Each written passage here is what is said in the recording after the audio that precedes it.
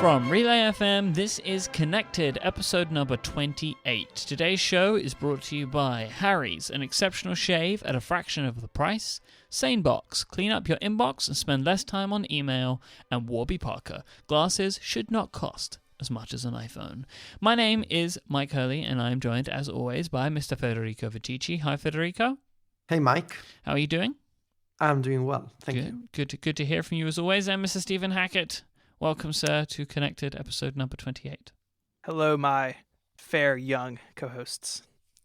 We are young, you are old. That is correct. Goodbye, everyone. We're done for the day. We survived the curse of the 27 group. We did. We're all still alive. How fantastic. We're still alive. We didn't die as a rock star. I'm really pleased you didn't bring this up last week. I would have been worried all week. Yeah, I thought about it all the time. I was like, maybe we're just, I don't know, maybe the show is dying like right now, and I don't want to tell him. And instead, we survived. So we did. We're on episode 28, and it's a Tuesday, which is our new day for, at least for now. So Tuesday it is. Tuesday feels different than Wednesday. I'm still energetic. Well, it's a day before. Yes, it is. Yeah, begins. I feel younger than I would have felt tomorrow. So that's a good point. You are for once young. That's good. I don't know how much you can feel younger, Steven, but you'd be shocked. At least it's 24 hours. You already passed a real point a while ago. So it's the small victories, my friend, that make life that little bit sweeter. It's just diminishing returns at this point, really.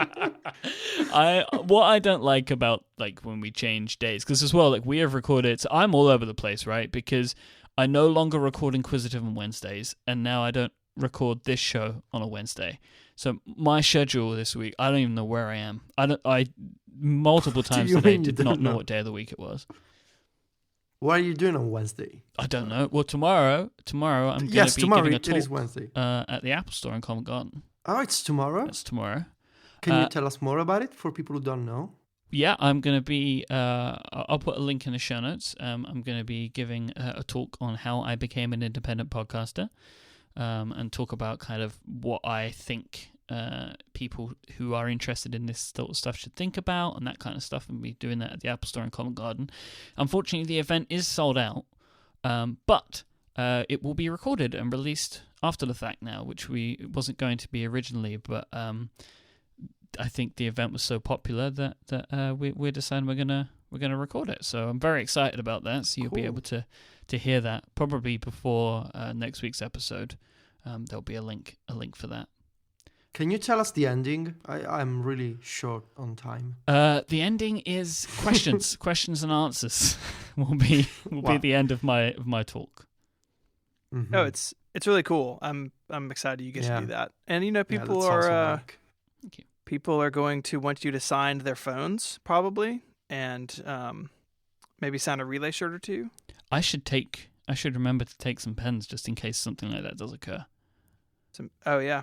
I thought you were talking about like relay pens. It's like, no, those aren't for sale. You have like a pen show anyway. So exactly. You got plenty of pens. Then maybe we can do on the Pen Addict, we can talk about the best pens to sign something with, It's done. All goes around. They when we formed the LLC, that triggers basically a giant junk mail machine. And so I just get all sorts of mail from our business. And this one company about every 6 weeks sends me like an ink pen with Relay FM on it. Like they want me to buy pens from them. And one of them is, my wife uses it. It's like purple with this like crazy metal zigzag. It's horrendous, but it's like the best writing pen in our house. So we use it, but it's really ugly. Did you get it for free? Oh yeah, because they want me to do business. They want me to buy branded merchandise. Oh. And I have a guy for that. So if you just wait for long enough, you will eventually have all of the pens that you need. Like they'll just keep sending them to you, and then you can sell them. Yeah, we can just put them on the store. We should make the pen, but that's limited edition junk mail pen. Yeah, the junk mail is crazy. Anyways, we should do some follow up. Yep. First, from Papa Drang, and I have his this tweet up in Chrome, and the snowman in his background is just peeking out behind the tweet, which is very. I'm looking at it now. Very disconcerting. I'll put Wow. a screenshot of that in the show The notes. 4 things there. I'm trying to hit the bookmark clip and I can't do it quick enough. If you follow the direction of the snowman's eyes, it's looking directly at the people who engaged with the tweet. Oh, Stephen, he's looking right at you. I know. It's really terrifying. So before we get to this tweet can be found in the show notes that can be found on the internet, I believe. Is that true, Myke? That is true. You can find the show notes over at relay.fm/connected/28 or in your podcast application of which you have chosen. It's good. So Dr. Drink points out that rounding off corners is something that's actually very old at Apple. And when he saw this, you can see my reply on Twitter that basically was, I can't believe I didn't remember this. So Dr. Drink points us to an Andy Hertzfeld article on folklore.org, which if you haven't checked out, you should definitely check out. It's a lot of fun if you're like me. And basically talking about how rounded rectangles were a big thing in the original Mac UI and kind of how they did it. And he actually is talking about how they did it on the Lisa, which is pretty cool. So that article's in the show notes. And so Apple has a long history of rounding off rectangles because they don't like pointy things, apparently. Do you? Do I like pointy things? Mm. I'm okay. I'm okay with rounded rectangles.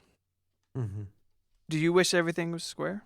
Just find it strange that you didn't bring this up on your own. Oh, I'm sorry. When you get old, you get forgetful. So, and Dr. Drang snowmen don't age, so he's young on the inside.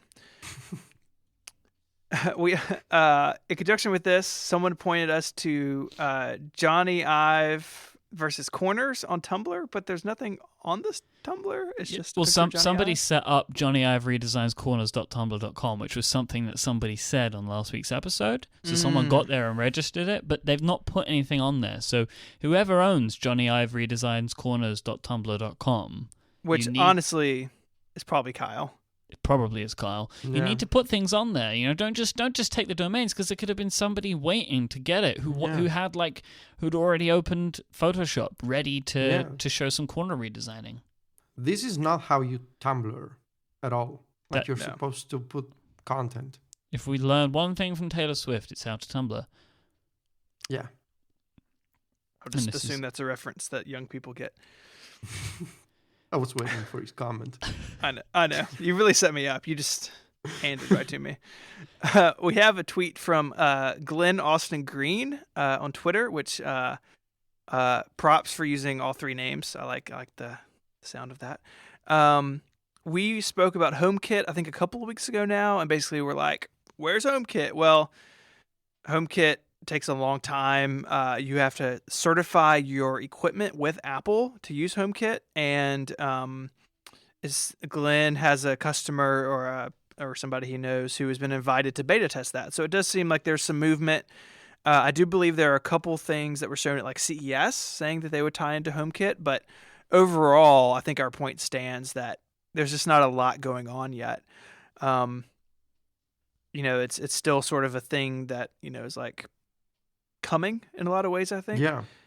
When I bought my my Whiting's Home camera like a couple of months ago, I was told, or at least I read, I think on the Wirecutter or maybe somewhere else, I was told that it was going to support HomeKit. Now I'm not sure whether that was true or not. I'm really confused by the whole HomeKit rollout. I'm in the process of buying a lot of these home automation things, and like I was excited to check out HomeKit and do stuff with Siri, that sort of features. I'm very confused by like what is it, how it's going to appear at the Apple Store or anywhere else, and there's websites and companies saying, yeah, we will support HomeKit. Now I'm not sure if my Whiting's Home will support HomeKit with a software update, or if there will be like a different version of the camera, which means that my existing Whiting's Home model will be updated. So yeah, I'm very confused. I don't know. It's cool, but it's kind of the rollout was. It's kind of like iTunes Analytics. never coming. I'm like terrified at the thought of you like automating your home. Well, actually the other day, so I set up like Philips Hue lights. I'm trying to find a Belkin Wemo switch. Turns out that my local Apple store doesn't have Belkin switches, so I think I will have to buy it from the online store. And so right now I have these Philips lights and the Whitings camera. The other day I was giving a demo to my friends, and so I was using IFTTT to turn on my lights. And what's cool is that I can use the, IFTTT has these new apps for like the Do apps, they're called. And there's one called Do Note.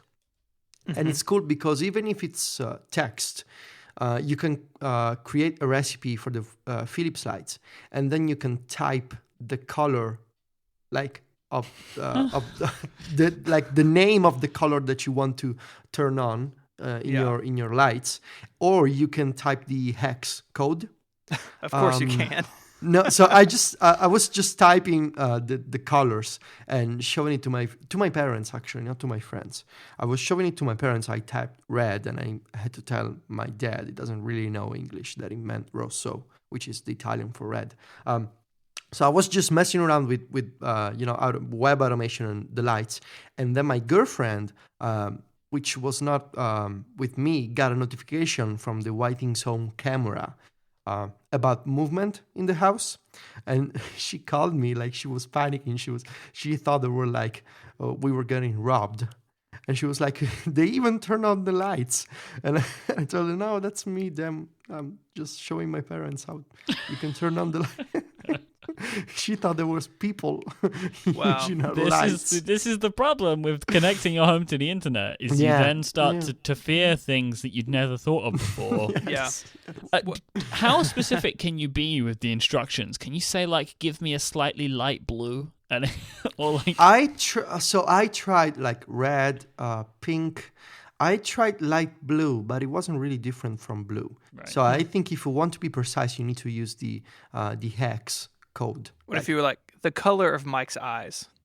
Would it change to the color of Myke's eyes? I don't think you can do that. It's also kind of confusing because in the Philips Hue app, you can create, there's like these custom colors like energetic or relax or romance. And I'm not sure whether I can type that name into IFTTT. I gotta play more with that. Like I only spent like a week with the lights.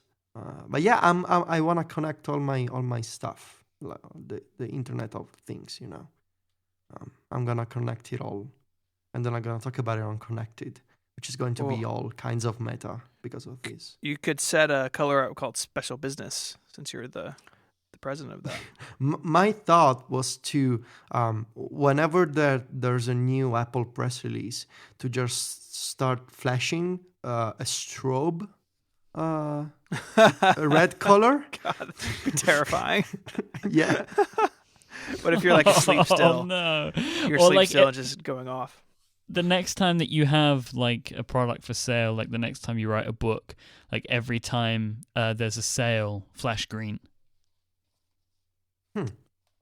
Yeah, that's a good idea. So anyway, what we were talking about? The HomeKit. Yeah. Also, I thought about it because I saw that Stephen, you said that this listener used his complete name. Did I ever tell you guys about my middle name? No, we're gonna need to hear this. No, so basically in Italy, like I guess it's different from America. We don't like the middle name is not really as important, I think, as it is in America. Myke, is it like a thing in the UK? Middle names, well, like we have them, and like, do you care usually? Not really. I don't think most people do. Yeah, I think it's the same in Italy. It must be a European thing. So I don't want to tell you right now my middle name. I want you to guess it, and I'm just gonna say it's a very classic Italian name. It's kind of awesome, actually. Jeffrey. Also kind of No. Also kind of embarrassing, maybe, for some Italians. I don't know. I'll just let you guess it, and then we'll wait for feedback. And whoever guesses correctly gets, I don't know. An iPad. No, gotta think of a prize. I will think of a prize. Okay. So how are we accepting these guesses? On Twitter. Okay, so or they can send an email to Stephen. No. at _connected FM, and you can guess Federico's middle name for a prize. I don't even know why we're having this competition. I can't even remember how we got here. I decided to have a competition. I've known you a long time. I don't think I know your middle name. I know Myke's, and Myke knows mine. Yeah. I never tell anyone. Wow. No, people in the chat room, you're far from the truth. Also, Alejandro, it's not Italian.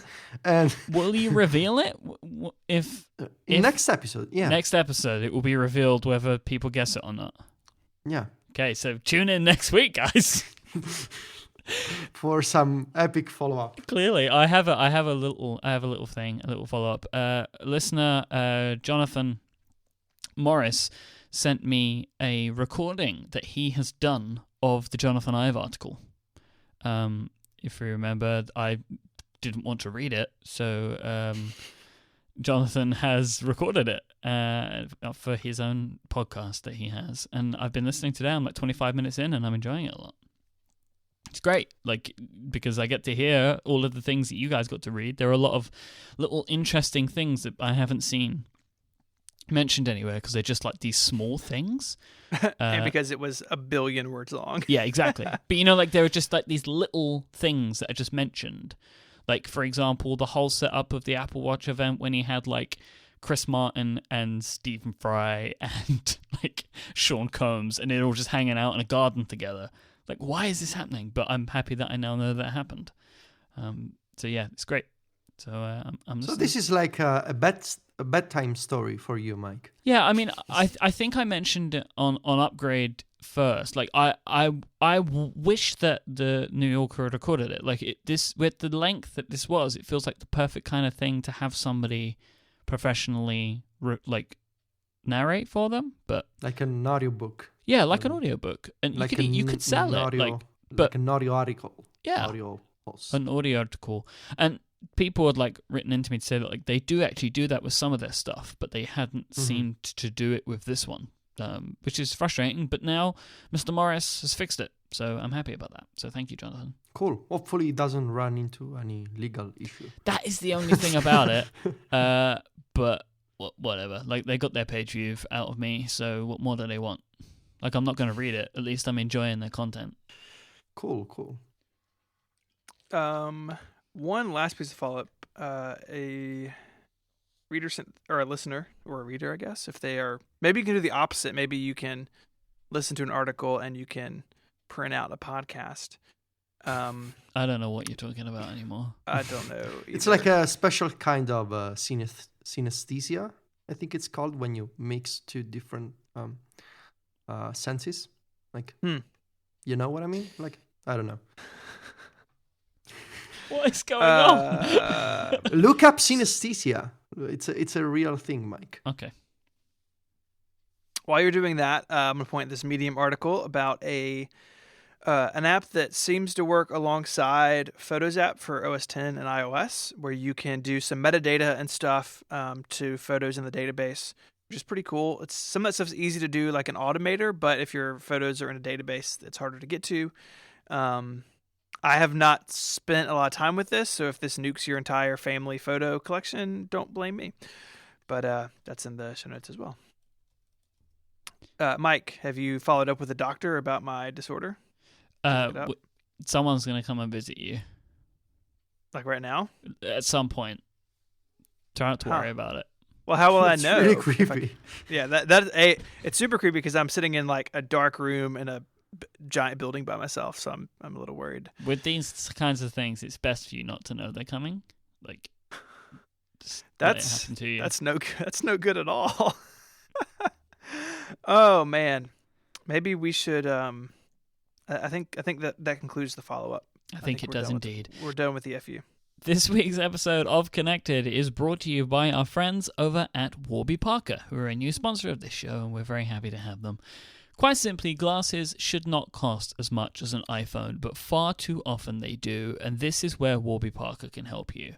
Warby Parker's prescription glasses start at $95, including prescription lenses in that price, which is incredible.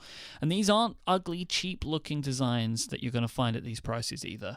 Warby Parker believes that glasses should be viewed as a fashion accessory, just like a bag, a shoe, or a watch. They want you to look good in your glasses, and they do just that. Warby Parker's designs are really good looking, and they want you to wear something on your face all day that you're proud of. They think you should look good. They also have a titanium collection that starts at $145, which include prescription lenses as well, of course.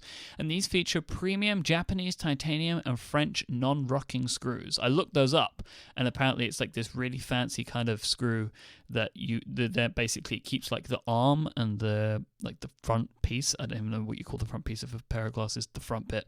It keeps them really like tight so they don't like wobble around. Anyway, it's very fancy. But all of Warby Parker's glasses include anti-reflective and anti-glare coating as standard. There is no additional cost for this, and of course you'll get a lovely hard case and cleaning cloth too. You'll be hard-pressed to find a deal like that anywhere else. But the thing that people love Warby Parker for the most is their home try-on service. Home try-on makes buying glasses online easy and risk-free. The home try-on program allows you to order 5 pairs of glasses that will be shipped to your door. You can try them on in the comfort of your own home for 5 days, where you can get feedback from friends, family, and colleagues. Basically, you want the people that are going to look at your face every day to tell you that you look good in them, and that's what you'll be able to do. You can try on different pairs and get some feedback from the people around you. And then once you're done, you can send them all back for free using the prepaid return shipping label with no obligation to purchase. But once you've found the pair that you do like and you place your order, Warby Parker will get started on them right away and have them in your hands within 10 business days, and they usually arrive even faster than that. Now, my American friend, Mr. Stephen Hackett, has had a pair of Warby Parker glasses, including the whole home try-on thing. So, Mr. Stephen Hackett, what did you think of the Warby Parker experience? It was great. So I think like a lot of people, going somewhere, talking to people, that's not really my thing. And so I was able to sit down at my table and pick some out. And they actually showed up on an evening that my wife had a bunch of friends over. So like the house was full of some of her friends, and I basically modeled them. You got to have different disguises. Yes, sort of. And so I basically had like 6 women telling me what they thought of these frames, and it was great. I mean, it was super fast, super easy. I'm crazy busy, and so it wasn't like I have to go visit the eye doctor. I actually just graduated wearing glasses full time, which is depressing, but they made it fun, and it was, like you said, it's kind of a group exercise of like pick the frames that look good on me. So it's really, really great. You should definitely check it out. And you did what I hear many people do. You ended up picking some that you may not have thought would look good on you, right? And then I think you ended up going one of those pairs, if I remember rightly. Yeah, they're really different than what I picked out at like my eye doctor, and it was great because I mean you get to try several pairs. So I kind of like picked out some crazy ones. I was like, we'll see how this goes, and ended up really, really liking them. So you can go to warbyparker.com/connected to get your 5 free home try-on frames. So you can choose from those, and it's the free home try-on for you. Once you send the frames back, you choose your favorite pair, and you can order. But by visiting that URL and starting the process there, which is warbyparker.com/connected, you will get free 3-day shipping on your final frame choice. So you'll get them super quick. Warby Parker makes your experience completely risk-free, and you get free shipping all around. And, of course, this is something else I just wanted to mention. You'll be contributing to a charitable cause, as for every pair of glasses sold, Warby Parker distributes a pair of glasses to someone in need. Thanks so much to Warby Parker for supporting this show. Go to warbyparker.com/connected and sign up. I would... Topic 0 is basically me complaining for a minute, if that's okay. I always want to hear you complain. So there's a link in the show notes to a day 1 post. My photo of the day on Friday was what was left of my iPhone 6. So my iPhone 6 met its end. Within a week, you damaged it in like varied ways, didn't you, as well, last week? No, it's Didn't been you? bent. No, didn't you do something where you kind of bent it and then it fell down some stairs? It's been bent for a while, but then Right. it fell down some stairs But on Friday. Didn't you have a dead pixel in it or something? Didn't your son No. get it? It's not me. Oh, Yeah. oh, See? yes. It's okay. Yes, I'll just look Josiah- after your Josiah life dropped for it. you. You don't need Yeah, to worry Josiah about it. dropped it, and it had a little ding in the display. But anyways, I broke it real good, and so made a Genius Bar appointment and went to the Genius Bar and got it swapped out at AppleCare Plus. That was super easy. Like props to the kids at the Genius Bar. It's always weird. I always sort of touch the Genius Bar as if it was my battleship in like a war, and I've come back to visit it. I always kind of just like rub my hands across it. I'm like, all right, you're gonna be nice to me, right? So, anyways, so that was great. I will be the lead genius of the Memphis region. You know what, Myke? You will be in my office. I will come over there. The problem started when I got home with it. So I get the phone swapped out. I go home. It's all activate. They activate and everything for you at the store, which is really great because that used to be a big pain on Verizon. So I'm going through the setup at home. I'm like, yep, here's my Wi-Fi. Here's my thing. Here's my iCloud ID. I was like, I'm just going to restore from my iCloud backup. I didn't have a iTunes backup that was really fresh. So I was like, well, I'll just do a restore from iCloud. And it won't let me do it. And basically all it says is something along the lines of a newer version of iOS is required. At this point, I'm sort of stuck. I don't have a good iTunes backup. My iCloud backup is sort of locked away, and I'm running iOS 8.1.3. I'm on the public build of iOS. I'm not running the betas at this point. And so I had to set the phone up as new, go into settings, update to 8.1.3. It was running something older. And then erase all the contents and settings so I could then restore my iCloud backup. So I had to do this loop of setting it up, updating it, erasing it, setting it up again, which was frustrating, but I know what I'm doing. The problem is, and I'm going to see what you guys think about this, I think that screen should say, you can't install your iCloud backup. You can't restore your data until you update. Oh, and here's a button to update your phone at this point. Overall, I think that I'm really surprised to hear this because it literally doesn't make any sense to me that you would have had to have gone through what you went through. That doesn't make sense. I don't understand. I don't understand. I didn't realize that the iCloud backups were tied to a specific iOS version. I figured that 8.1 is kind of all the same. That's also the case with iTunes backups, I think. Yeah, so it's... I remember I got that message couple of years ago, the last time when I tried to, when jailbreak used to be a thing, and I used to always update and then downgrade. And one time I chose to downgrade to an older version of iOS, and then I tried to restore a backup from a newer version of iOS, and it showed me that message. I didn't know that it was the case with iCloud. But the thing is, 8.1 or whatever the phone came with to 8.13, I don't know why that would cause such a catastrophic problem. If it would be 7 to 8 or 6 to 7, I would understand. But if it's all iOS 8, it feels like that this shouldn't be an issue. Yeah. It was really surprising to me. And I mean, overall, I think, because we're going to get to it in a minute, I've set up 2 phones now in 4 days. The iOS setup is really long. There's a bunch of screens and the interactions are all a little bit different. Sometimes you hit continue, sometimes you hit next, sometimes you hit, it's I think the whole thing should be simplified. But if they're going to tie an iCloud backup to a specific version of iOS, for whatever reason, that's fine. A normal person is not going to think about doing what I did, and they're going to be like, well, I guess all my stuff's gone, and then they're going to complain to iCloud to their friends because their iCloud backup didn't work. They should allow you to update the phone from the setup screen. I do not have a problem with the fact that the phone out of the box from the Genius Bar was out of date. That's just the way supply chains work, right? That phone has been in a box for a while. But I shouldn't have to go around my elbow and back to get my data back on it. It should be really simple. Backups, and we have joked about for years doing a backup show, and one day I really do want to do it. But one of the most important things with any backup system is ease of restore. And this was not easy and not in any way something that I think a normal person would be able to figure out without some real frustration. I think you could figure it out, but the road, so the road to get there is just going to be one filled with cursing, as it probably even was for you. I was like, really? I mean, I knew immediately what I needed to do, but I was like, are you serious? Like, that's ridiculous. And time consuming, right? You got to like update it, and then you have to go and erase it again, and then it was really frustrating. And I think that onboarding to an iPhone should be the opposite of frustrating. Once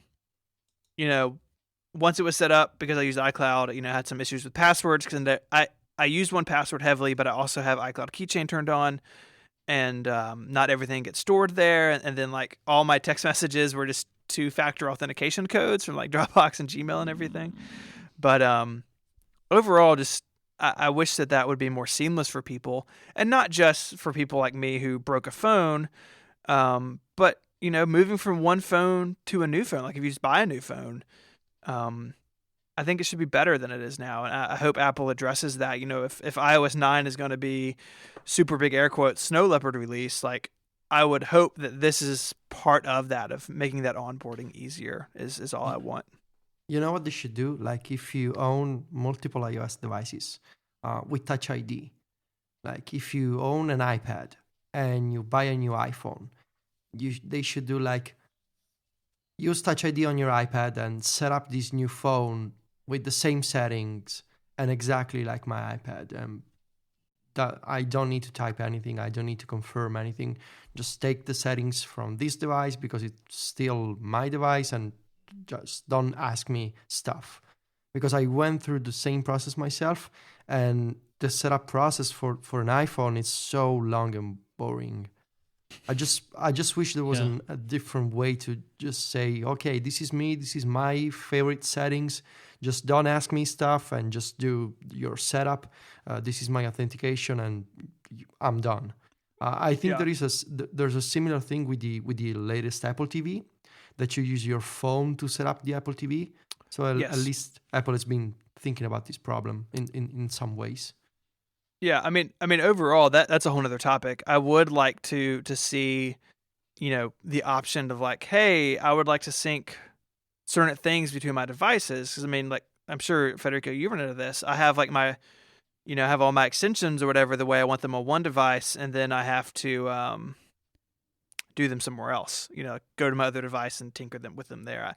I wish that it would be more cohesive between devices, if you wanted it to be, but I don't know, we'll see. I think overall, like in the history of iOS, someone having multiple devices is, that's really since I guess 2010 when the iPad came out. I mean, it's been 5 years, but iOS I think was designed as a very like inward-looking OS where it's not super aware of what's going on around it, and they add to that over time, but it's not as a good of a community player as I think it could be one day. Yeah, but we are now nearly twice as long into a multi-device iOS than we were a single one. Yeah. So I feel like that, while I understand what you're saying, I feel like that's not a valid reason. Like, I understand that, a lot of the core is still the same, but it could have been addressed by now. Like, I don't think, like, it wasn't designed to be that way. I don't think that, for me anyway, that holds up. Like, it was released in 2007 initially, and then, 2010 is when the iPad came around. Yeah, no, that's a good point. Anyways, so that's a thing to think about. I hope that they make that better. Should we take a quick break, talk about Apple Watch bands when we get back? Sound good? Yeah. Yes. Welcoming another new sponsor to this week's episode of Connected. We're on fire today. It's SaneBox. Here is a problem that everyone seems to have, and that problem is too much email. I know that I, for one, on a daily basis, see my inbox overflowing with email that a lot of the time I can struggle to deal with, or, I feel like I'm at least always playing catch up on yesterday's emails today. Fortunately, there is a company out there that can help people like me, and that's SaneBox. SaneBox was designed to give you back control of your inbox and save you time on email. After a quick analysis of what is going on in your inbox, SaneBox is able to determine what emails are important with amazing accuracy. It automatically filters your unimportant emails out of your inbox into a new email folder called Sane Later, which means the only emails that land in your inbox are the emails that will actually matter right now. The emails in Sane Later are summarized in a daily digest, but you can also check Sane Later whenever you feel like it. Who uses SaneBox? Well, their customers include employees at Fortune 500 companies, VCs, salespeople, accountants, lawyers, realtors, managers, CEOs, entrepreneurs, essentially anyone that gets a lot of email, anyone at all, can use SaneBox. SaneBox works wherever you check your email. So wherever you choose to look at it, whether it be Gmail, Outlook, Yahoo Mail, Exchange, it doesn't matter because it's cloud-based. It's not an app. So there's nothing to download, install, or sync between your devices, and it's mobile-friendly, of course. SaneBox has loads of other awesome features. It has like one-click unsubscribe, follow-up reminders, you can snooze non-urgent emails and move attachments to the cloud, and so much more. Are you ready to clean up your inbox and spend less time on email? Well, go get a risk-free, no credit card, fully featured trial at sanebox.com/connected. That's SANE box.com/connected. And if you do sign up and you love them and decide to buy a subscription, they will throw in up to 2 months free for you. Thanks you so much to SaneBox for sponsoring this week's episode of Connected. Can I just say a word about SaneBox? No, yes, of course you can. Okay. So it really is an awesome product. I used it for a couple of months last year before I switched to Outlook, but that's another story. So if you do email with your own IMAP server and you want to have this sort of like a main inbox where you get important messages and everything else into a separate folder, like this is super recommended. Basically, you train SaneBox into deciding which messages are like the ones that you need to see and which ones can be, handled later.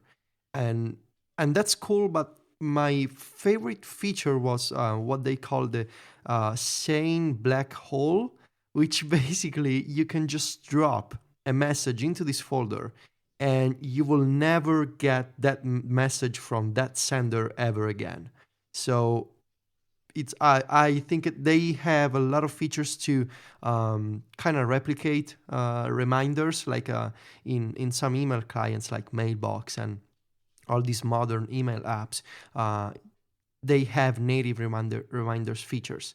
And with SaneBox, you can kind of bring that to any email platform. And it's full of options. You can control, you can create whitelists, you can do blacklists, you can unsubscribe from messages. It's really well done, and it's got the TC seal of approval. So I was just about to ask if it had received that accolade. And absolutely. It sounds like it. So I'm happy to hear that, Federico. Yeah, always happy to have these kinds of sponsors. Excellent stuff. Thank you, SaneBox, and thank you, Federico. Right, should we talk about Apple Watch? So there's been lots going on this week, and Chairman Gruber is kind of like at the fore of predicting pricing and stuff like that. I mean, it's insane to try and, I think, wrap our heads around what the prices could be of some of these things right now, because there's so many variables. Like, even if you exclude the fact that the edition is probably going to cost like $1 gajillion, even just the regular Apple Watch, when you think about what the bands could be and how the pricing could add up, like there's so much that we don't know right now. But a lot of the discussion this week has been focused around the bands, as it seems like at least some of my perceptions, mine especially, is slightly different to what I expected. Stephen, can you kind of frame this a bit for me? Yeah, so we know the the base model, which people believe to be the Sport, is going to start at $349. But that's all Apple has said. All they have said is the Apple Watch is going to start at $349. And so Gruber's been writing about the edition, which will be the gold one, and saying 10 grand, which is a lot of money. There's obviously precedent in the sort of world of watches for something to be that expensive. But that, I think, is less interesting than the discussion of the bands. So there's a lot of confusion if you look at Apple's site about what bands are available with what models. And so there's a link in the show notes as well to this chart of what kind of we know. And it's not as flexible as I thought it would be. And when you pair that with Gruber's other point of, these bands could be really expensive. Like maybe the gold watch is, $7,000, for instance. But then if you add this band, it's suddenly $8,500. I mean, these bands could be really expensive. And again, that makes sense in the high-end watch market. But the whole thing seems like it's going to be really complicated to understand unless Apple just puts a chart up on its website and says, if you buy the Sport, you can buy these bands. The idea that they're completely interchangeable seems to be going by the wayside a little bit. It's unclear if you're going to be able to go out and buy the Milanese Loop, for instance, for your Sport. You might not be able to buy that as a standalone thing. You might have to buy it with a watch. So it's all very confusing. That's really what I've walked away with. This is all very confusing at this point, and Apple's going to need to really make it clear, I think, of what you can actually buy when you step in the store. I think that one of the things that I'm thinking about when looking at a lot of this stuff is whether Apple think this way or not, but this process, I think, is making it more and more difficult to try and buy one of these online.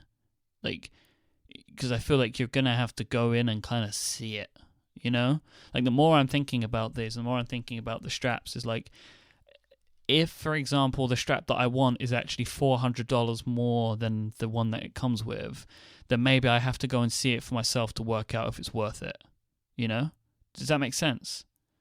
If I wanted the Link bracelet, but what it comes with is a white sport band, but the Link bracelet's another $400 or $500 on top of the price, then maybe I have to go and look at that to really kind of get a feel as to if I'm going to actually spend that money or not, if it's worth the extra money.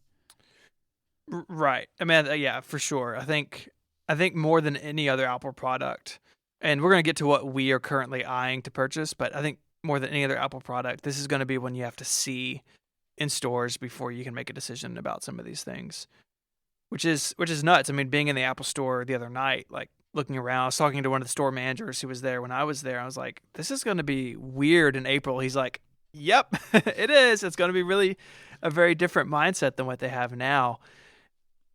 And so we'll see how it goes. I mean, it's a new chapter. I think it's a really exciting one, but we have to kind of stop. I think what we have to do, and what I have to do at least, is stop thinking about this as a tech product of this is a MacBook Pro. These are my options. When you purchase something like a watch, it is not that cut and dry. It's not I can get the discrete video card with the 15-inch if I go to the high end, but the low end doesn't. If that's complicated, the watch is going to be even more so. But it kind of has to be, right? Because it's so personal. I mean, I don't see a way around it, really. No, I think anything that you're going to put on your body, you have to be able to make considerations for that. And it's something that we've not really seen from many other wearable devices, is the consideration of fashion. I know this is something that me and Federico argued for a long time. Yeah, I don't want to. No, but I agree. Dig that up. I no, agree. Please, let's get back into that. No. I agree now. Looking at it, this the consideration of looking good and the consideration of fashion are two very different things. And whether Motorola and Withings and people like that where they've considered that they want their devices to look good, it doesn't mean they're fashionable. But Apple is going for fashionable, and they're doing that with extreme customization. Would you agree with that statement, Federico? Yeah. Good. See, I think we're on the same page now. I would say that a lot of people that at least that I follow and that I read, they're going crazy with this speculation about the price and the band compatibility. And I think that's a bit, I wouldn't say wrong, but I think it's not the right approach. I think it is a bit silly to think about these customizations in like tech specs, because fashion is not a tech spec. If you're not gonna be able to use the link bracelet on the sport, so what? I mean, you don't go into a clothing store and you ask, why doesn't this shirt come in a long sleeve model? Because the designer chose to do it this way, and I think, I don't know, maybe it's just me, but I find this constant speculation about the price a bit boring. It is going to be a gold watch. It is going to cost money. So, I mean, can we just wait? I mean, I kind of get it, because it's good to talk about an upcoming Apple product. But I kind of want to wait and focus more on what it will do rather than spend hours. I mean, there's people making charts. Yeah, well, I know, but Apple's created a vacuum because they haven't said anything. Like there's really even questions around the software still, and so in that vacuum, like people are gonna find topics. Did you see people comparing the price of gold to other things? Yeah, then I just sort of jumped out the window. Yeah, I mean, seriously, this is like before the iPad Mini came out. People were doing all sorts of crazy calculations about the weight and the price and the screen size. And it was so boring after a while, because just wait and don't spend all your time doing this. But that's because eventually fun for page views. Yeah, that's my point. Thank you. Let's try and brighten it up a little bit. Federico, have you taken a look at the configurations? Do you have an idea in mind as to what you might be interested in? I want the steel watch. No, the steel one's the shiny one, right? Yeah. That's kind of because I get confused in my mind as to which one's the shiny one and which is not. So the steel one is the shiny one. So that's the standard, the Apple Watch. Yeah. I want the Apple Watch 42 because I'm a big guy. Big boy. And the link bracelet, and that's it. You want to go silver or they call it black, but it looks grey. The black looks more grey than the grey is black. Anyway, what are you thinking there? What's the name of the one that looks like steel? I think that's just steel. It hasn't got a name, but the black one is called ceramic black. No, it's not ceramic black. It says ceramic back. It's it's called almost space the same black. thing. Space black. Yeah. So what about you, Myke? What are you looking at? I'm definitely going to go 42. Because bigger is better, naturally. And I'm undecided on color. I do want the steel version myself. I'm undecided whether to go black or not. I need to see that in person. I think. I'm afraid it's going to be like in their renderings. It looks really shiny. Yeah, so that's why I would maybe go with the black one, because I don't want it to be shiny. But I am interested. The reason I don't want the sport is because if the bands are locked in the way that they're saying, like they're locked to certain devices, I don't want a sport band.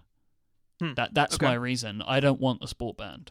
That's fair. I like the look of the other bands, and I have got my eye on either the Milanese Loop or the Link, but my concern is that they are going to be the two most expensive. More than the terrible leather, but I want one of those two. I am trying to think about this in more of what, like what Federico was saying about it not being a tech product. I'm trying to think of it that way and really consider to myself, like, okay, if you do this, you're gonna be like, this is an investment you're gonna make here. So you need to think about this, like, it's up to me how I decide doing it, of course. But, like, do I want to think of this as a tech product, or do I want to think of this as if I was buying a watch?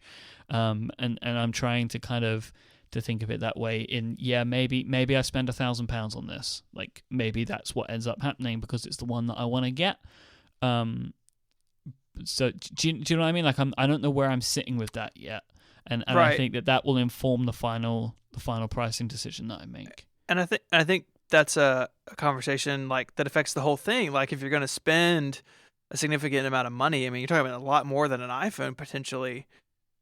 If you view it as a piece of technology, you're going to be tempted to upgrade it when the second gen comes out. But if you view it as more of a fashion, as an accessory, maybe you're less likely to do that. So I think that's the flip side of all that conversation. Serenity had a nice piece at iMore about the gold one specifically. I think yesterday or today. Because I was super fine with like my Pebble Steel being cheap, right? And like the fact that with the Pebble Steel, I just got it as it looked because I was treating it like a piece of technology. So like if I was to apply the same thinking to that, then I would just get the Sport. Right. But it's not necessarily what I'm thinking of. Yeah. So I'm looking at the Sport, and we are still assuming that the Sport is the cheap one they haven't actually said that, I don't think, but because on the site it's in the middle of the Apple Watch and the Sport, but the materials seem cheaper. I like the space gray a lot on the Sport one, and I like the Sport band in black. So I'm thinking space gray, Sport with the black band. I don't know what size. My two current watches I have are 38 millimeter. My wrists aren't enormous, but it might be nicer to have the additional screen space. So that's the one thing I want to see them in sizes before I purchase. But I'm thinking currently at least space gray Sport with the black Sport band. I like the dark look. I don't want something real flashy or shiny, but it's just kind of my personal taste. I love that all of us nerds are considering our fashion options now. It's so fantastic. It's true, but what can you do? And it's because it's a new chapter, so you kind of have to ask those questions now. I think with a product like this. And it's funny, we've spent a lot of time in the past talking about the iPhone and the iPod, and the iPod especially for a long time. You could pick a color of your Mini or Nano or something to sort of match your personality. And the iPhone 5C had the same thing, but this is so much more than that because, like you said, Myke, you wear it. Like the watch, the two watches I own that I wear, I sort of alternate. I picked out because of the way they look, and one of them because of what it says, because it's a calculator watch and I can do math on it, and I like having a little symbol of nerdom. So this definitely is well beyond like what color iPod Mini do I want. So it's interesting, and I think it'll be fun to see the different combinations that are available and what people do with it, and we'll see how it goes. So there was some other smartwatch news though, and Myke, I have not caught up on this. So do you want to kind of walk us through this maybe? Yeah. So Pebble have been teasing that they were going to be having an announcement today of a new product, and we're recording on the 24th of February 2015, and 9 to 5 Mac had kind of gotten it a little bit early and had basically let the cat out of the bag for them.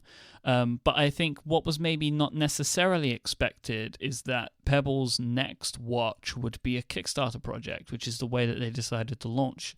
Pebble very famously launched their first watch on Kickstarter. It was an incredibly successful Kickstarter campaign in the first instance. They made $10.2 million like for the first one, which was just incredible. They were like 10,000% funded, and that was back in May of 2012. And then today they came out and they had a goal of $500,000 for the Pebble Time, which is the first, at least that I've seen, color e-ink screen, and it's a watch, and they're claiming 7 days battery life, thinner, more ergonomic design claimed by Pebble. I say that because I personally don't like the way that this one looks very much. But to each their own, and they've got standard watch bands and stuff like that. It comes with it with a new UI and operating system upgrade called the Timeline as well, where they're rethinking the way that the information is presented to you. So you see like the watch face that you have is the present, and you press the down button to see things that are in your future, like your appointments for the day and stuff that apps can show you, and then you can go backwards and see your past, to see your notifications and stuff. It's quite an interesting way to think about the UI, and I think of everything that I saw from this, the user interface I think looks quite nice. There's some really interesting animations which look very impressive for an e-ink display.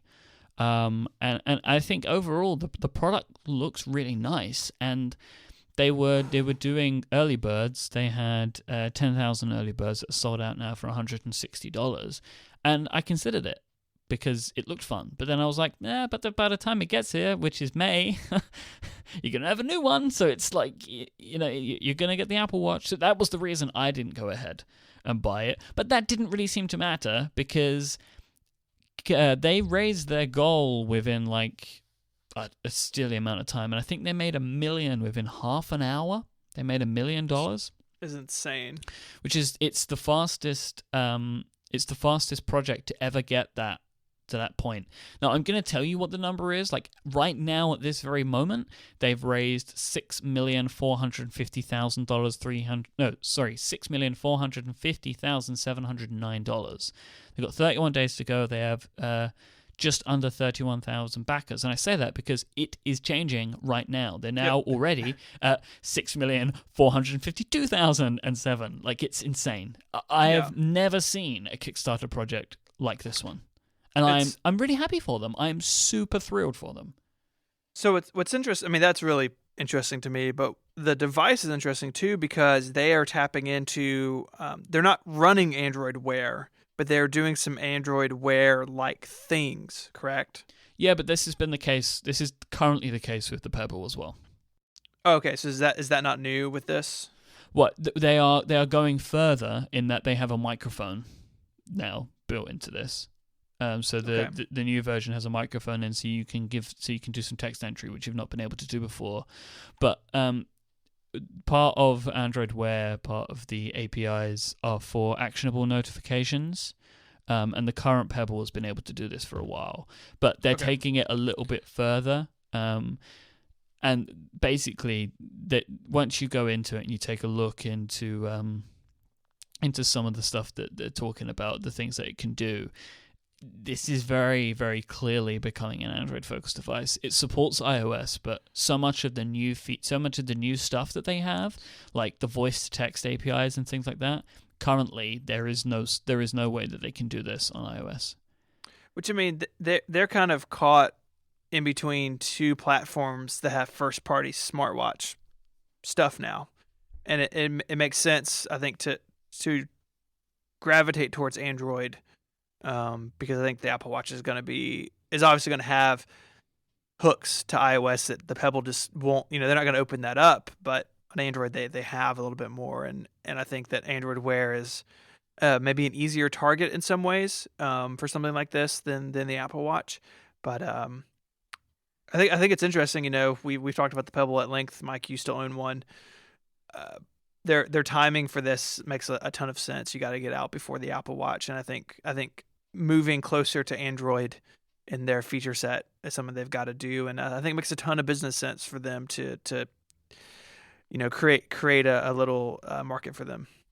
I think where they set themselves now, which is very smart, is arguably the best smartwatch for Android, and I think that is a very, very clever place for them to put themselves. Can I just be that guy for this topic? Okay, so I think it kind of makes sense as a short-term plan to pre-sell effectively a lot of these watches. I don't see Pebble as having a future. I don't either. Really long-term. No, I don't. I think they will be squeezed by both sides, by Apple with the Apple Watch and iOS, and on Android eventually when Motorola and Samsung will get better and cheaper at making useful and good-looking watches, and eventually by Google if they're going to make their own Google Watch, which you can only assume they're thinking about. I mean, I kind of understand why they're using Kickstarter as a really as a marketing platform more than a crowdfunding solution, because they don't really need funds, considering how the beginning of the video is the Pebble CEO celebrating how many Pebbles they've sold. Yeah, they sold 1 million. And unlike the first Pebble, this time this model is basically done, and they're just taking pre-orders, basically. I think it makes sense right now. You just want to get them out of the door before the Apple Watch, if it's really before the Apple Watch, because this is coming in May, and the Apple Watch is coming in April. Yeah, but they get the news out. I think that's maybe more of it. They get the news out, yeah. And I don't think it looks good, personally. It looks kind of chunky and toyish. Some people like it. I think it'll be like, and I mean, I perfectly understand why it is nice to root for the indie guys going after, the big guys. I totally understand that. But the sad reality, I think, it's that on Android and iOS, smartwatches and wearable devices in general made by the platform owner will always be and will eventually have better integration, better native APIs than whatever is exposed over Bluetooth or Wi-Fi to these kinds of devices.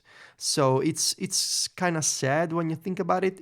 There could probably be a market for Pebble as the most popular cheap Android smartwatch.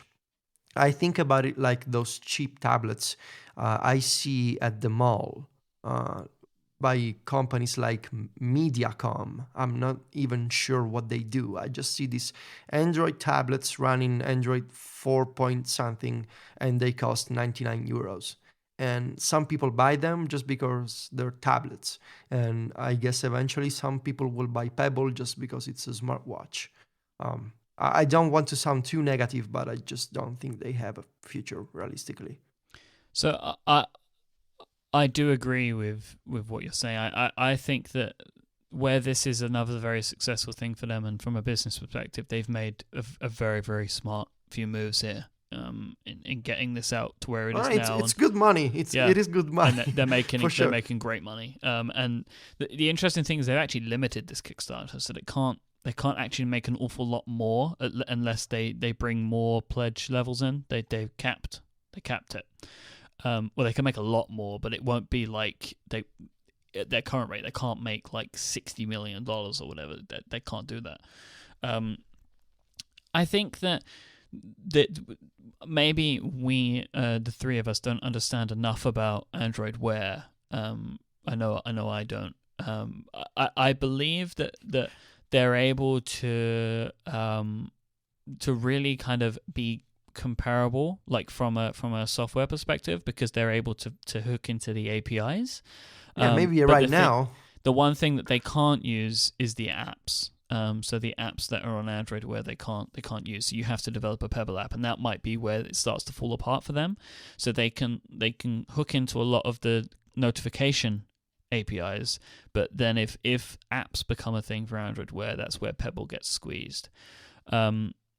So I'm interested to see what happens to them. I think that they have a future, but I think it's a short future, if I'm being honest, unless they do what they really probably should do, is create a Pebble device which is full Android Wear, and they go that way, because that's probably going to have to be the next step if they want to have a future. I don't know if the Pebble platform is going to be a credible third platform.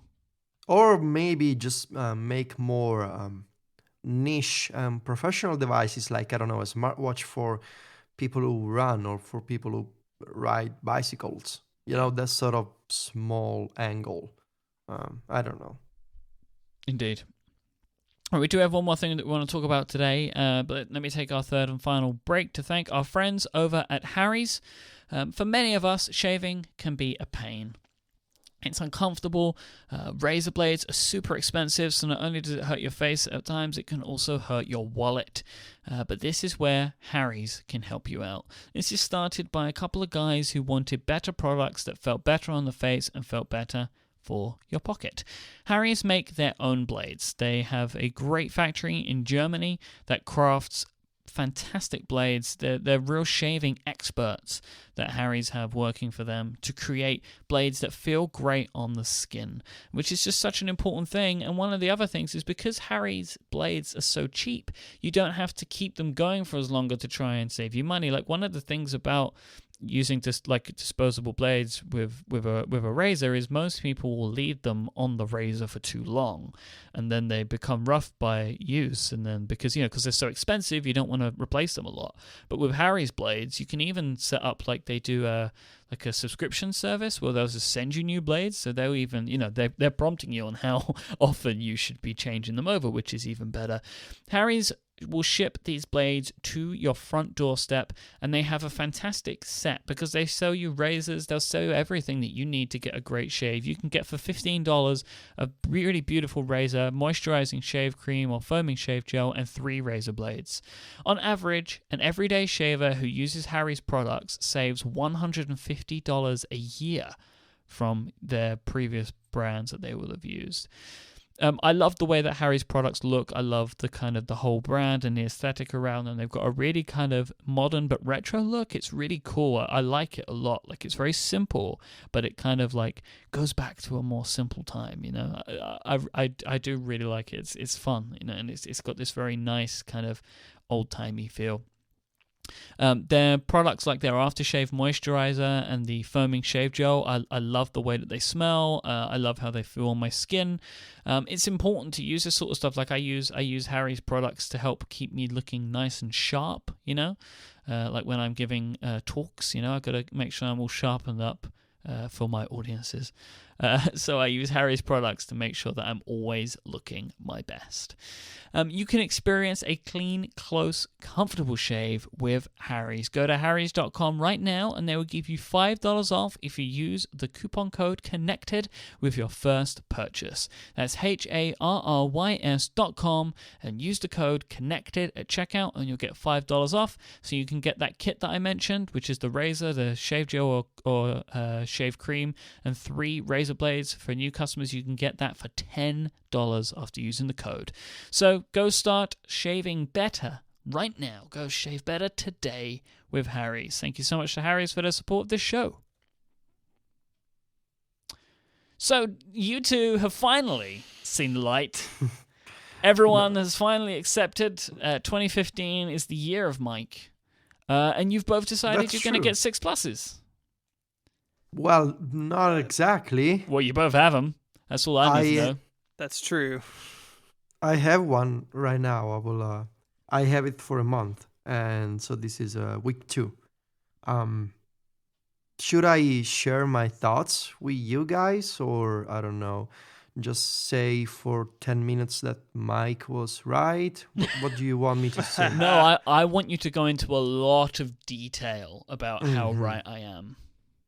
Yeah, so 10 days ago, more or less, I got this iPhone 6 Plus white, top capacity, so that's 128 gigs. I was really, as listeners of the show may remember, I was really skeptical of the size of the comfort in general of using the 6 Plus. Because all my interactions were based on 2 things. One was my preconception of a big phone. And second was my brief demos at my local Apple store. And so it's really big. It's huge. It's just a giant screen and you gotta use it as a phone. And the first 24 hours are weird because it's huge. And after the first day, it's still huge, but at least in my experience, it kind of starts making sense. What I noticed immediately was the battery was amazing.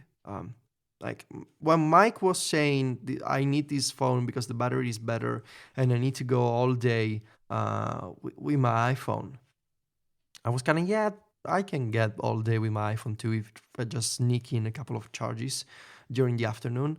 But after using this, I appreciate the fact that I can really use this phone without even charging it once and without having to worry about, packing an extra charger, a portable one with me, because it doesn't need it, because I get to 1 a.m. or to 2 a.m. and I still have 25 or 30% left, which is amazing. It's incredible. I don't get that kind of battery life with the iPhone 6. Also, what I noticed, and I kind of initially I felt kind of gross maybe, and then I felt kind of good after a while. I don't even want you to finish this sentence. No, I need to. Is that I'm using my phone in landscape mode for the first time in 6 years. The keyboard is so bad. No. Hear me out. So what I was like, oh my God, what am I doing here? The home screen in landscape mode, it kind of, when you try it for the first time, it's like, what? And then, like, I was trying to navigate my apps, to switch between apps back and forth to open folders, which, by the way, folders on the 6 Plus have this crazy paginated layout that lets you swipe over multiple pages. It's crazy useful. So as I was using this, my girlfriend looked at the 6 Plus and she was like, this is like a game controller, but it's an iPhone. And that comment alone, it kind of made it click for me, because I told Myke, I think in the after show of Virtual last week, this is like a PS Vita, but it's an iPhone, because I hold this phone as I would hold a game controller or a portable game console, and instead I get the iPhone experience and I get iOS apps, and it's kind of cool because it's not an iPad, it's not a typical iPhone. It's kind of this weird and kind of intriguing in between. And so I type in editorial with this new keyboard, and it's got shortcuts for copy and paste, which I found super useful. And I can select text holding down Shift and using the special arrow keys on the 6 Plus keyboard, which I found super useful when I'm typing a blog post on the 6 Plus. And also what I really like is that some apps like Todoist, of course Apple apps, and I think also what is it? I'm looking at my home screen right now. Fantastical. They have this special layout for the 6 Plus, yep. And when I switch to landscape, I see a sidebar. And in Todoist, it is really handy for me because I can switch between task lists on the left and see my actual tasks on the right. So a lot of people ask me on Twitter while I was testing this 6 Plus, are you going to switch from the iPad only to the iPhone? So that's a bit crazy. I think my iPhone, for me, it's always going to be a companion device, because the iPad Air 2 is really much, much bigger than the 6 Plus, of course. So I really need the big screen of the iPad. But the 6 Plus, I think I need to say I was wrong. So Myke was, at least from my point of view, was right when he told me you're going to like the battery life, you're going to like the bigger screen. Trust me, makes sense. And I think it is the kind of device, especially if you were used to smaller iPhones, if you never really tried bigger phones with this kind of thinness and lightness, because I think it is important to consider that, unlike old Android devices, when I used to make fun of big Android phones, they didn't have this kind of thinness or lightness. So once you try this is the kind of device that you need to experience for at least a couple of days to really get it. And so I have to say that Myke was right, and for me it is this kind of companion device that's still in between, but when I need so that's how I'm trying to think about it. When I need a phone, I think this phone would be better for me. I don't always need a phone because I get a lot of stuff done on the iPad, but I can see why, because I have big hands, because I don't mind this phone in my pocket. I can see why this can be a better device. I see more, when you hear people saying you see more content on the screen, and it doesn't really mean anything because content is really a buzzword. I see more tweets, I see more emails, I read more without having to swipe to scroll. So it has a real practical consequence. So this is only week 2.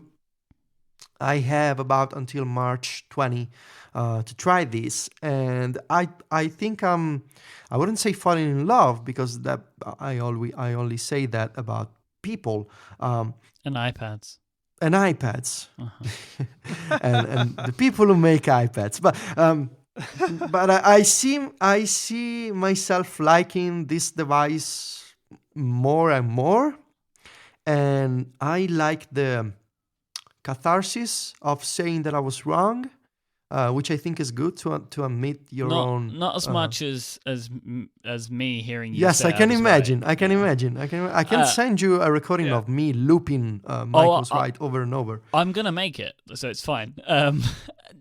So I can see myself liking this phone and wanting to exchange my iPhone 6 for 6 Plus. I don't know if I can do that. I don't know if I'll have, drive to the Apple store and see if it can be done. But I can see myself having this kind of desire. I would be. I really wish that you hadn't switched to the iPad Air 2, because I would love to know how you felt about this.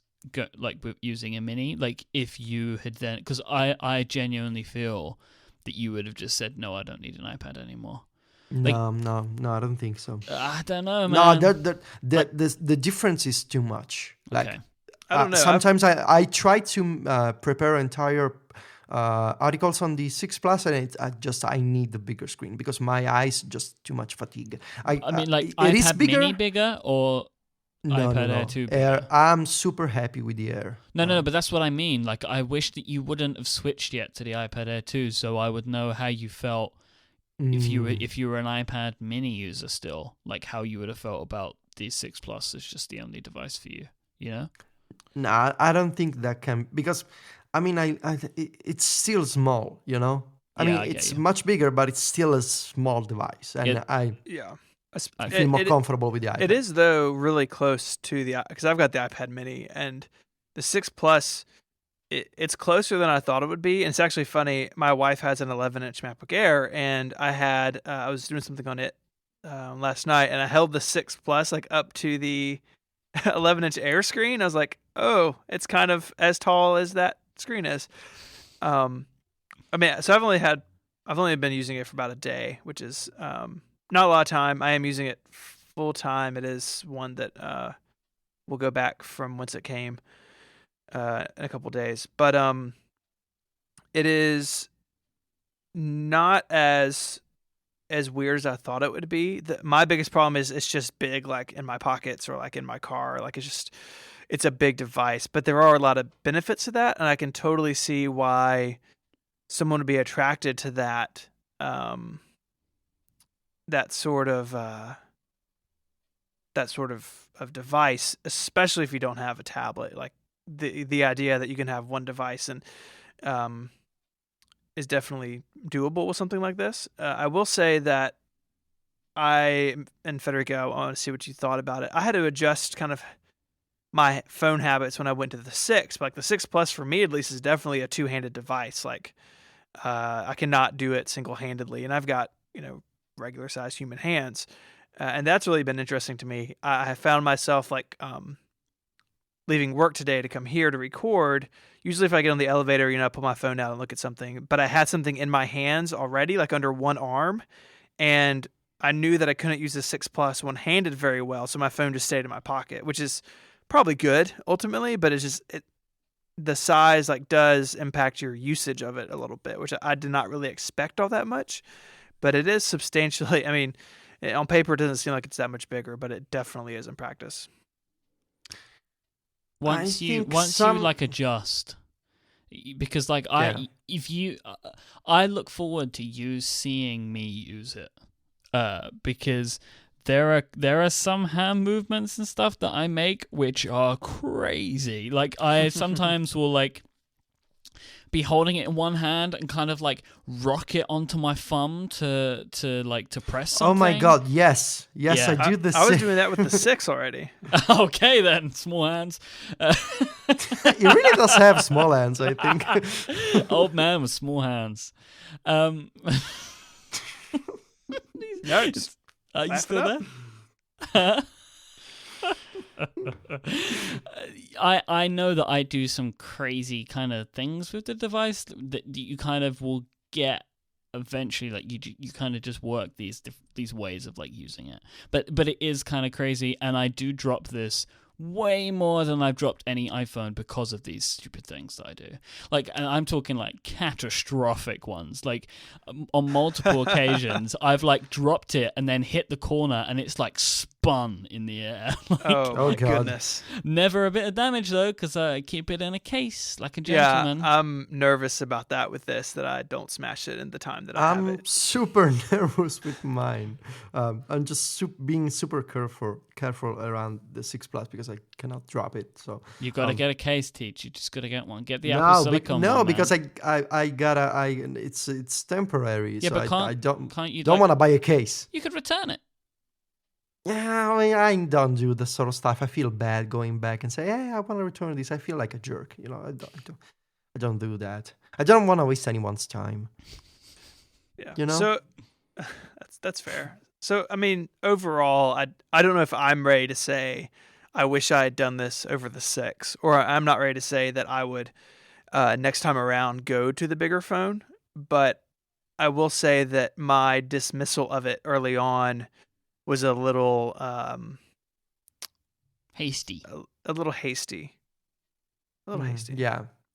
A little conservative, maybe even. Perhaps. Because, I mean, all phones have been smaller, and this one is bigger. And oh my god, it's a copy of Android. I mean, I made that kind of argument, and trying this device in actual everyday life, it's different. And I want to see. I think I will eventually, because when I get this sort of feeling that this is the device for me, it's like when I held the iPad Air 2, I was like, yep, that's it, and this is the one that I want. And I'm getting the same feeling with the 6 Plus, and I know I will eventually replace my iPhone 6. And wow. If I did go to a bigger phone, I would go back probably to the iPad Air just to have more of a difference. You know, I like the iPad Mini, but the reasons I like it, the 6 Plus kind of fall into. And it would be nice to have something faster as an iPad than the Mini 2. But there is one thing that I want to bring up that I don't like, and it's about iOS and the fact that apps seem to refresh from memory a lot, at least way more often than the iPhone 6. I can't compare it, but I do know that is something that I see.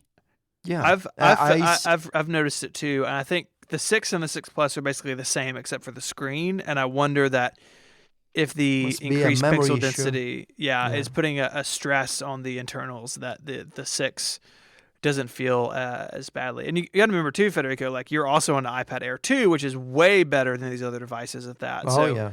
You're kind of seeing like the worst case combination of like you went from a 6 or 6 Plus and you have an Air 2. I've got, the iPad Mini 2 and the iPhone 6 and 6 Plus both feel faster than the Mini 2.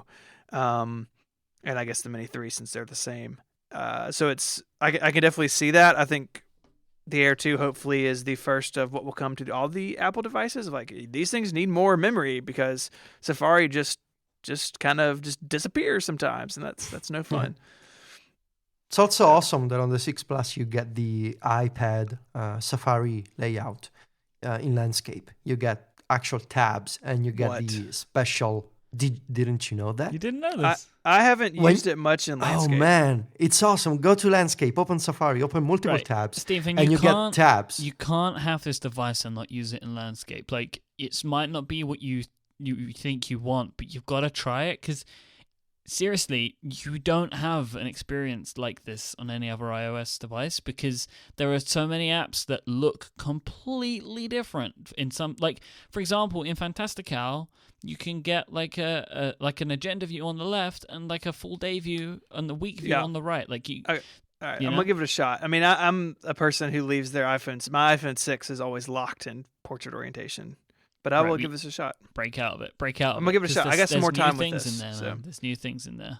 So we're gonna keep using these. Federico, are you using it as your carry phone? Like your stuff is on it? Yes. Yeah, Yes. me too. I feel ridiculous on a phone call. I used iTunes like an old man to Yes. restore my backup. I used a cable and a Mac. This week you used USB, and I complained about iCloud. We have apparently entered some bizarro connected. Yes. But, so I'm sure we will follow up on this next week because you and I both have some more time with these devices. So yeah. I got 3 more, so plenty of follow up. I am Cool. also using my 6 Plus as my carry phone right now. Yeah, well, we don't care about your opinion in this section, Myke. I've had all the opinions I'm allowed now. that's right. It's over. We have said you were right plenty of times. Now enough Drop with the yes. Yeah. Thank you. All right. Well. that was Excellent. fun. Well, I feel great. This is the best episode of the show. Probably don't need to have Oh any no, more. no, Like, no, Myke. You know that there's going to be a very special one soon. oh, There's we still have not heard from this secret from Federico. Do you remember this, Stephen? He mentioned a secret a couple of weeks ago. I thought that was off air. Maybe I don't remember. I do remember it. I didn't want to bring it up. I didn't know if it was private. Well, It's a private surprise. there is continuing to be teasing of this secret. And don't forget my middle name. Oh, yes, of course. That's the real reason to tune in.